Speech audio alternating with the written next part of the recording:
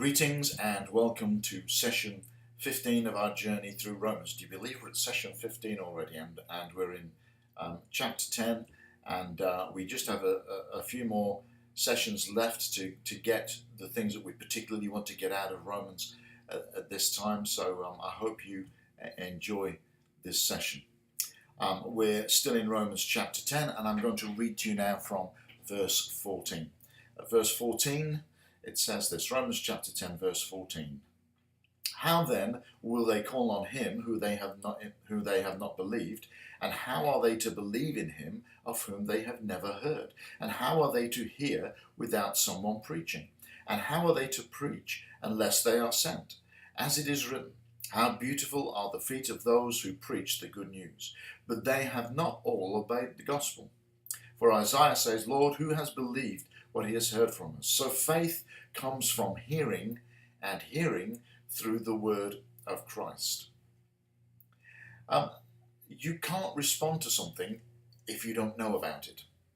And one of the challenges that we face in this age is that people do not understand, people outside of the church, and indeed some people in the church, do not understand what the gospel is all about, do not understand the whole point of Jesus coming and giving his life for us. What is that all about? How does that work?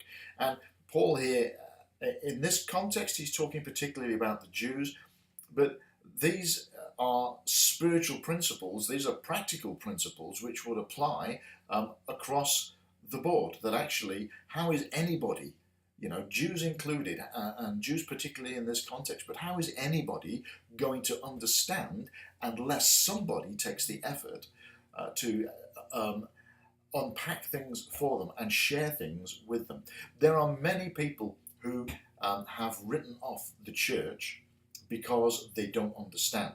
One of the reasons for that, of course, is that the church very often is its own worst enemy and doesn't treat people the way they should be treated, doesn't help people the way we should be helping them. These are massive challenges for us, but most people have had some experience of church in their lives, and it has not done anything to help them discover the truth of the gospel.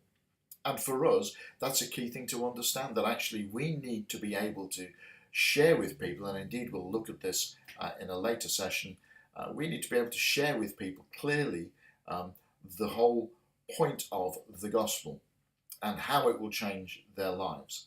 And of course, we have to add into our own testimony how it has changed my life. And if it hasn't changed your life, there's a problem there that we need to talk about. But if we are not telling people, how will they know? If we are not helping people to understand, how will they understand? If they don't know, if they don't understand, how can they make a response to God? Now, I'm not removing from this the work of the Holy Spirit. Ultimately, it requires a revelation in our spirits from the Holy Spirit to really see Jesus and to really understand. But there needs to be a communication from us. Jesus sent ones, he sends us out to spread the word, to spread the good news, to talk about the gospel. There has to be a communication from us, the sent ones, to other people that help them to understand what the gospel is all about and who Jesus is, so that they can make a proper response to him. So let's have a look in this session tonight and unpack that a little bit, and I'll be back with you later. Have a great time.